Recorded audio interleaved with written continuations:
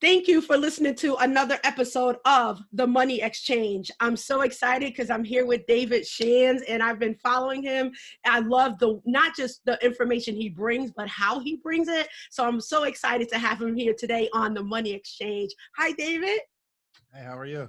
I'm well. So we've been trying to get this interview in for a bit, and I really love how you bring the topics that you bring. I like who you bring, sometimes the guests you have, but the way you illustrate the stories and talk through the illustrations. So tell us a little bit how you got started. Like why do you want to help and share with people how to get into what you think is important for them to get into, like entrepreneurship? Oh, really? Really good question. So, I always was attempting to be an entrepreneur pretty much my whole life since I was a kid. While I was raking leaves or shoveling snow, I actually saw my dad. My dad was in network marketing. Like you invite people to the house and you do a presentation and try to recruit them. I didn't know it was network marketing until I got into network marketing. I was like, oh crap, this is what my dad was doing. He'd say, yo, go upstairs, be quiet, don't make no noise. And I didn't really understand it until I got in that position. So um, I, I understand the plight of a person who has a job and a dream and they're trying to bridge the gap because Mhm. they, they feel like something's on the inside of them. I can be successful, but they don't know what to do. Or many people see, they're starting to compare their lives to somebody else that they see maybe. And they're like, yo, I feel like I can have it, but they're only, they don't necessarily believe it because they don't have any examples or anyone that can kind of show them the elementary principles of entrepreneurship. So Mhm. that's why my main thing is I want to teach somebody how to make a couple $1,000s a month, not to make $100,000 a month, not to make $1 million a year, not to make $100,000 a year. But if I can help somebody gain the confidence to make an extra $500 a month the from the equity of their own ideas, Mm. can make 600 the next month, and 700 the next month, and 1,000 a year later, then 2,000 2 years later, and 5,000 5 years later per month. And we just begin the process of execution as an entrepreneur. Oh, I love it. I love it. So now I'm going to take you back a little bit, and I don't know when this was, but I heard on one of your on your page there was a cheesecake factory time, right? So Correct. take us. So working at the cheesecake factory, did you then have an idea and then somehow put together? What? How did David Never Sleeps happen from the cheesecake factory? Well, I mean, I've always had ideas of doing something. So, like I said, since I was a kid, Yeah. I sold everything from weed to real estate, Hmm. everything in between. So, when I started working at the Cheesecake Factory, I just came from being in this network marketing called Prepaid Legal, now Legal Shield, which literally taught me everything I needed to know about entrepreneurship. Okay. I mean, just introduced me to the concept that somebody can have, nothing, no money, and really build it. So uh, that didn't work out due to my own just my start stop lifestyle. I'm sure Hmm. there's somebody listening who can relate. You're a starter and stopper, great at starting. I am an excellent starter. uh, one of my major abilities is being able to start over. That's just my thing. But Hmm. I started working at the Cheesecake Factory. Didn't think I was going to be there long, but I wound up being there for 6 years. And 3.5 years into me working at the Cheesecake Factory, I started a brand called Sleep is for Suckers because I work all day on my job and all night on my dream. And I wanted to build a t-shirt brand for those that could relate. Mm. I have so much going on in my life. Where am I going to find time to build a business? And the only time I had that I found was instead of sleeping 8 hours, I'll sleep 7 Mm. and spend that 1 hour every day building my business, meaning I'm putting 7 hours a week or 30 hours a month into this idea. And I just cut the sleep and started working. I love how you quantify the hours. So taking that sleeping less for less than an hour a day, and then how you turn that into a month. Because I think that's the thing that some people find, I don't have enough time. And then, you talk the money. So I love, and that's one of the things I love about the way you do what you do, is you make it in relatable terms. Like people can follow that. So no, you don't have to be up, only get 2 hours of sleep. You just need to dedicate that 1 hour to what you're trying to do. Love that. So, and then, so you said you start a lot, right? You the king of start a lot, but you're very successful. So how did you know which ones would stick, if you will? And then now you're teaching others. So you could just do your thing and make your money. What the love of teaching, where did that come from? Well, I guess it's not about which one will stick. It's more about which one I'm going to stick to. Okay. Like Okay. if I was selling, I don't know, tape measures, Mhm. I was going to build a business around tape measures. Some people say, well, I don't know if God wants me to sell tape measures, or I don't know if this is the business I'm supposed to be doing. Whatever business you set your mind to, I can make $1 million off tape measures Mm. if I focused on selling these tape measures. But I think the challenge is the sticking and staying, because there's so many distractions. Mhm. There's so many distractions in Mhm. the world now.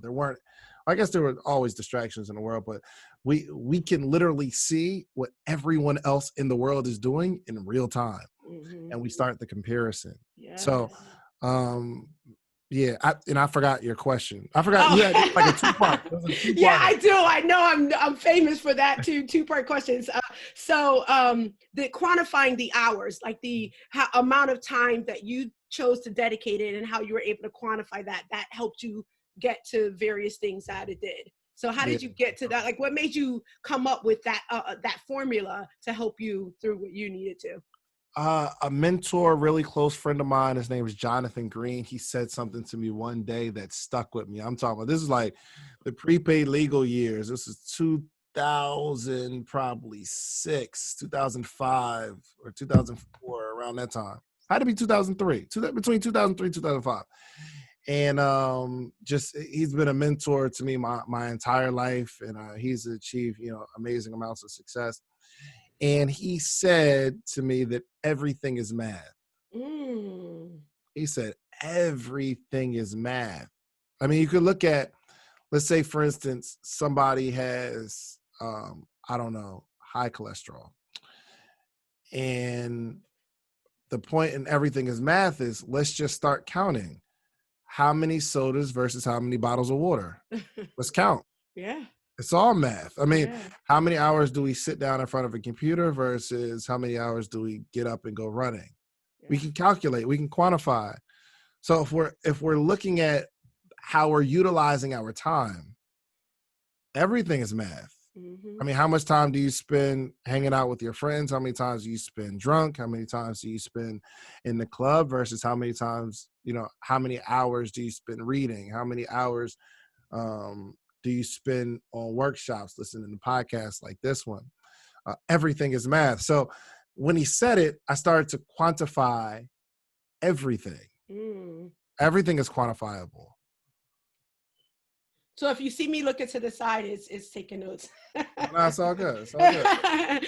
So okay, so one of the things that you talked about that I loved, and I'm going to tell you a little secret as I was listening to this. So you talked about Apple, when you talked about Steve Jobs versus Steve Wozniak. Then you talked about Michael Jordan, who's my all-time favorite, and you started to talk about a Phil. I just knew you were going to say Phil Jackson. I didn't even know the Phil that you were referring to. So talk us through those, those listening. Definitely, everybody knows Michael Jordan, and we know that he's, wealthy, and but his wealth came from somebody else's concept that I loved. And it's not the Phil that one would think of. Can you just talk us through that example? I think that's a great way for people, again, for the message to resonate to them. Absolutely. So I guess the principle, and I believe what you're talking about is the where I made a Concept video. to, yeah. Yeah, Okay. concepts are worth more than concepts are worth more than ability. Yes. So you don't necessarily have to have the ability, but you have to have the concept. So for instance, I have a t-shirt brand, and I don't have the ability to design t-shirts, but the concepts that I have are awesome. Like I just have good concepts. But some people will be led to believe that if they can't execute on their concept, or they don't have the ability to pull off the concept that's in their head, they can't be successful. And that couldn't be further from the truth. So I have a concept, and I find a designer who has the ability to execute my concept, and I'll pay the designer a certain amount of money, but how much am I going to make off of the product, my concept? So um uh I don't know, there, you have a basketball team where they have a concept of putting the basketball team together, but the actual players who they have the ability to play basketball don't make nearly as much as the person who had the concept for the team. Michael Jordan has ability to play basketball, but Phil Knight had a concept to say, I'm going to put a basketball player with great ability in this shoe. And this concept, or this idea of kids wanting to wear this shoe because of this basketball player, the concept was in his head. He couldn't play basketball. He couldn't design shoes.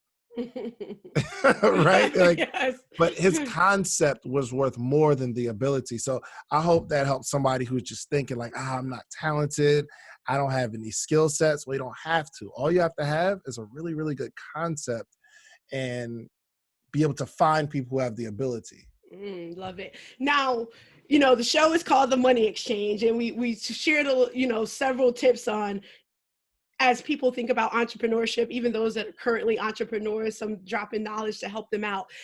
There is a financial piece to it, right? At me being a finance coach, I talk about preparing yourself financially to go into business, whichever side you're on of the business spectrum.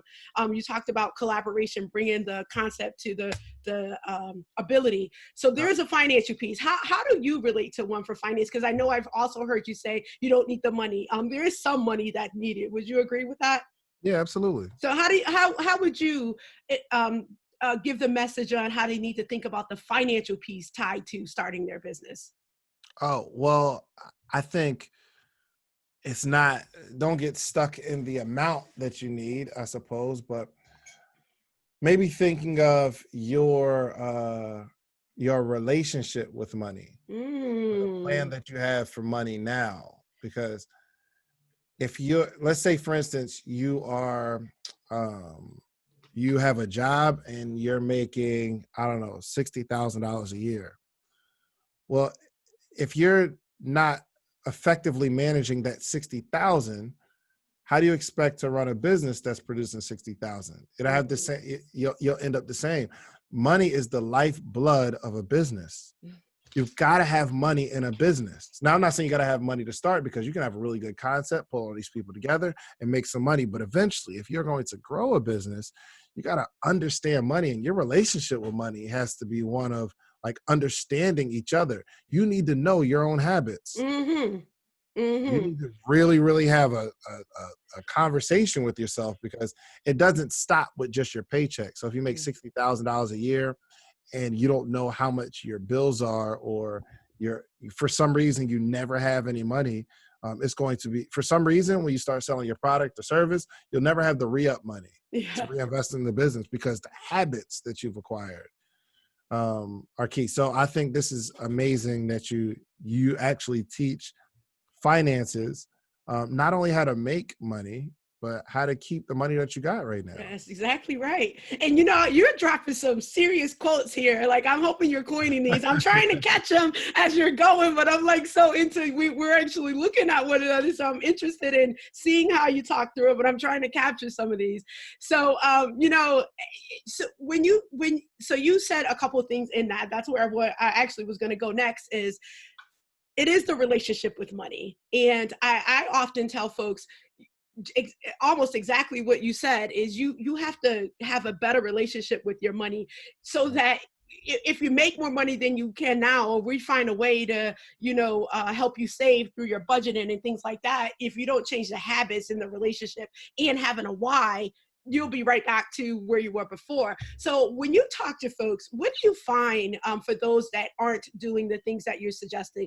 do they share the barriers, and how, and what would be the common theme that you're seeing with folks that think they can't do the things that you're saying? So is it the fear of not enough, thinking they don't have enough? Any thoughts around that? Yeah, I think one of the major pieces is your environment, because Mm, your environment dictates how you feel, how you act, what you do. Like, really think about it. I mean, every environment that you're in dictates your emotions, and your emotions will begin to drive what you do. So if you're in an environment of, let's just say you're listening to R&B, you're not thinking about beating nobody up. Right? You're thinking about, yes. like, you might be thinking about some past loves. You might be thinking about your current love. You think about your husband when you come home, like R&B. But if you're in an environment where it's raging hip hop, I'm talking about hardcore hip hop, you're in a different mood, and your Yeah. mood will dictate different actions. So Yes. likewise with other people, I was in an environment that everybody sold drugs, everybody. Mm. And I've always been kind of scary a little bit. You know what I mean? I've always been, I don't want to get locked up. I don't want to get in trouble. I've never been that guy, but I wound up doing that thing only because I was in that environment. You Mhm. know what I mean? So I think the Yes. biggest piece is the environment that you continue to put yourself around. So I have a morning meetup every single morning.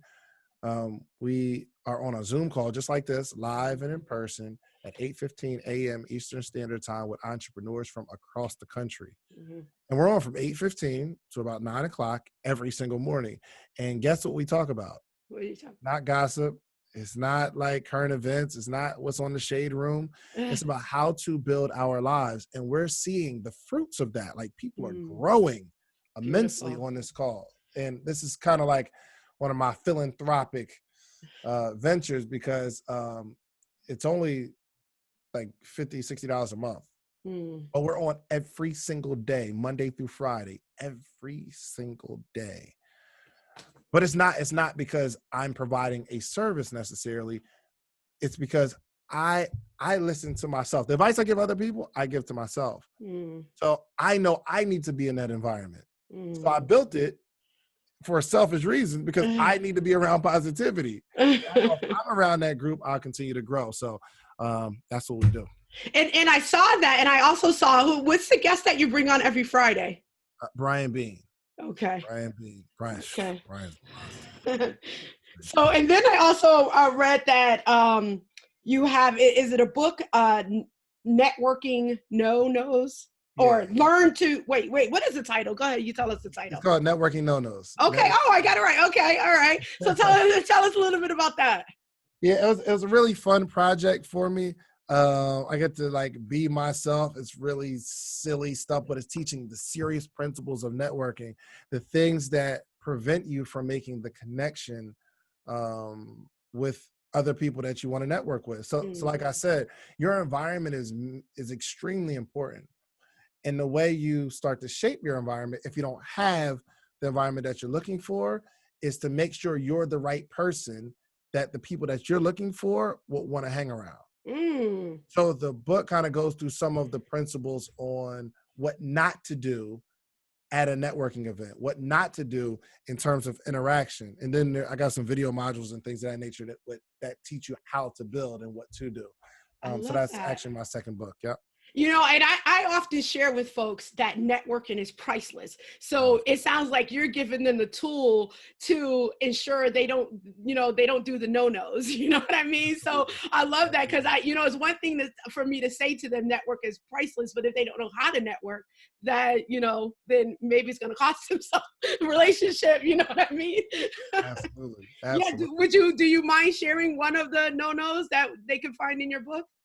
Oh yeah, absolutely. Let me give you one. Uh, there's so many. I'm trying to find one appropriate for this one. Don't argue your opinion. Mm, Don't argue your opinion, mm. because you may connect with someone that they have a different opinion about something. And if you're not mature enough to let someone have their opinion, you'll lose them in the shuffle. Mm. And that might be somebody that you really, really want to connect with, or you're arguing your opinion with somebody because they have a different belief system as you, and other people are walking around and they see it. And from afar, two people arguing or two people in it, you don't know who's right and who's wrong. They both looked up. Mm. Another one is to uh, uh, uh, too much of a good thing is a bad thing. I love that. So in terms of like fragrances. So some people drench themselves in cologne or perfume, but some people are allergic. So in the corporate world, they teach you not to wear cologne. I don't care how much you think it smells good, Mhm. because there might be a client, a big deal, but they're allergic to the cologne. Mm. There are people that are allergic, and you'll Yeah. blow $1 million deal because you wanted to smell good that day. So there's so many. There's like 50 of them in Mm. there. There's Yeah. 50 of them, literally. And tell them how they can get it. Oh, no-nos.com, KNOW-NOS.com. My one book I think everybody needs, and I've had multiple people tell me that like this book is literally a classic. It's called Dreams Are Built Overnight. That was my first book, and it teaches how to create the bridge between your day job and your daydream. Dreams are built overnight.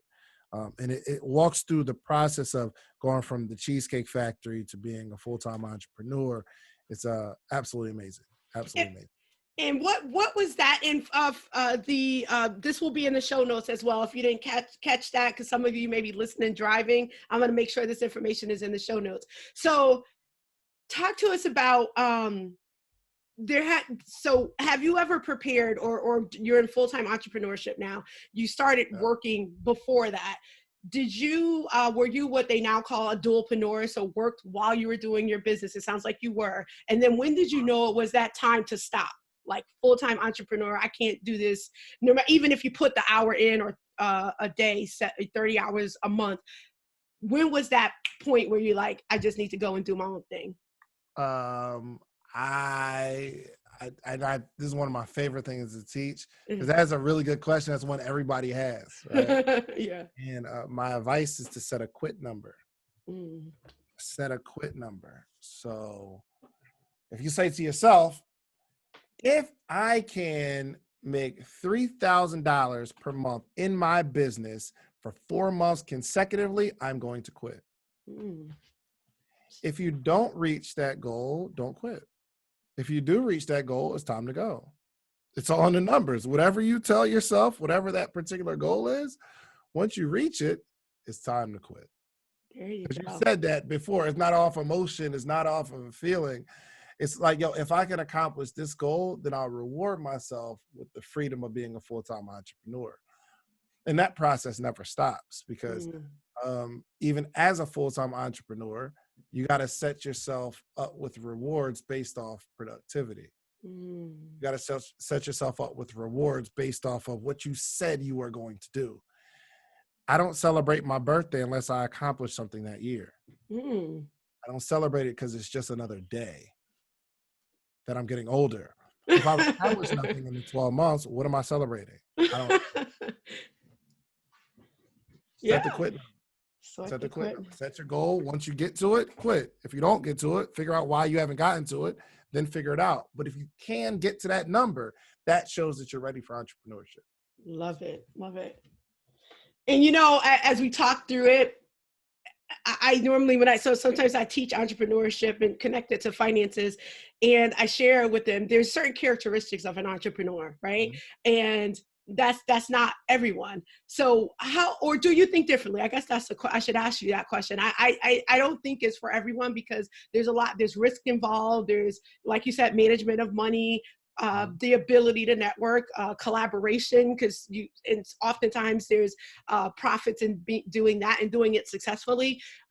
So everybody isn't made out, made up for that. What's your thought on that, or do you feel differently about that? Give me the question again. Yeah, so everyone isn't made up of being I think there's certain characteristics that are needed for somebody to be an entrepreneur. Or do you think everybody can be an entrepreneur if they follow, the roadmap? Uh, I believe everyone has the ability to be an entrepreneur. Okay. Yes, Okay. absolutely. Now, not everybody can be.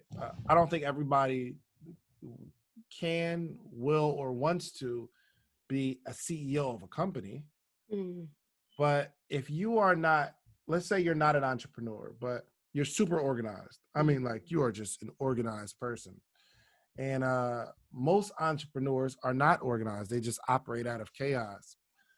However, if that is your skill set, you can help people become more organized, or you can organize their business and start a business around that, or you can collaborate where your skill set, whatever your skill set is, and we all have a skill set, is needed, and you can be an independent contractor and make money, or build a business, or be a partner of somebody. Everybody has the ability. So I do a DISC assessment, personality assessment, and it's like 3 levels deep. It's how you behave, how you operate, and then we identify uh, what drives and motivates individuals. And then we go into in what order your brain processes information. And it's an mm, awesome assessment. But we help people identify their particular superpower. And once we identify that, we figure out what is the best thing for you to get into mm, using your own particular skill set. Because some people aren't, they're introverts, mhm, but most billionaires are introverts, believe it or not. mm. You feel me? Some people Yeah. are just like they're the what's it called? Social butterfly. They just love people. Yeah. That skill set can go into entrepreneurship. So we got to identify what your skill set is, Yeah. what your personality type is, what your preferences are, and anybody can do it. It takes the right environment. Love that. So this you have dropped some gems. I think I could talk to you for another hour. It's just been great. So those listening, those that are aspiring to be an entrepreneur, those that are new to entrepreneurship or been doing it for some years, and just think they can't because they're not confident enough or feel like they don't have enough money, what would you like to say to them? What would you like to leave them with, listen after listening to this? What's your one gem or gems you want to drop for them? Uh, get in the right environment. Your environment will change you before you change it. Mm, So I think everything's driven by environment. So my wife, and she grew up in Florida, and she got a job at Kaiser, and she was like, when I met her, she loved her job, mhm, and I guess she understood entrepreneurship, but she was like, I don't think I'll ever want to be an entrepreneur, right? Because of the environment. Like mhm, all our friends went to college, graduated, got a good job, got something that they're into, and I told her, there's no way, there's absolutely no way you're not going to want to be an entrepreneur dealing with me, because all of my friends are entrepreneurs. I got probably 1 or 2 friends that got a job. I don't even know many people who don't have, mhm, like, that don't have a business. So sure enough, about a year and a half later, she starts to hate her job. Why? Not because the job changed, but she's changing. She's seeing something different. mhm, Her environment changed, and now she is in this entrepreneurial journey. You can be whatever you want to be, but you got to first start with the environment. mhm, That changes everything. I didn't become an author until I started hanging out with authors. I didn't become a full-time entrepreneur until I started hanging out with full-time entrepreneurs. I didn't become a $30,000 a year employee until I started hanging around $30,000 employees. yeah. All of my friends were basketball players, so I played basketball. All of my friends sold weed, so I did the same thing. Your environment will change you before you change it. So I know whatever level I want to get to, I got to get in the environment. That's why I'm hanging around millionaire friends. I love that. It sounds like that morning meetup at 8:15 every morning. If people want to start getting that getting that mindset, they need to figure out how to get in that, right? How so I know you have it every morning. How do they get into that if people are interested? themorningmeetup.com, Okay. themorningmeetup.com. And I don't know when you're listening to this, but right now we have a 7-day free trial, because my philosophy is I'll let you try. Like, I'll let you jump on for $1 Mm. just to see, because people are like, oh, well, it got to be video modules or something. Like, no, I'm on there every morning. Wow. And not only me, but some other amazing entrepreneurs. Our group is just full of growth. Wow. So anybody who has Netflix but doesn't join this morning program, you're backwards. Anybody that's got iTunes but if you're not on this morning meetup, you're backwards. So themorningmeetup.com. themorningmeetup.com. Again, that will be in the show notes. So Mr. Shands, like, is there like, is your website? So I think let me just look, Sleep is for Suckers. Is that your website with everything on it? Or do you have a website for the various different programs wait, let me say this differently. I know you have themorningmeetup.com and you have where they can get the books, but can they go to your other website and get to everything, or you want me to put everything in the show notes? So sleepisforsuckers.com is the apparel. davidneversleeps.com is my personal website. Okay, got it. So thank you for listening to another episode of The Money Exchange. Mr. Shands, this has been awesome. Definitely worth the wait. I really appreciate you being on. And all the listeners will find your information in the show notes. You all want to check everything out. And I try to capture as many quotes as possible to put in the show notes as well. But you want to check him out across all the platforms that he's available on. And if you enjoyed this episode, make sure you like it. Leave us some comments so we can bring you more information, hopefully bring them back later on. When we get this up and running from a video perspective. But thank you so much. I really enjoyed having you. Oh, thanks for having me. You have a good one. All right, you as well.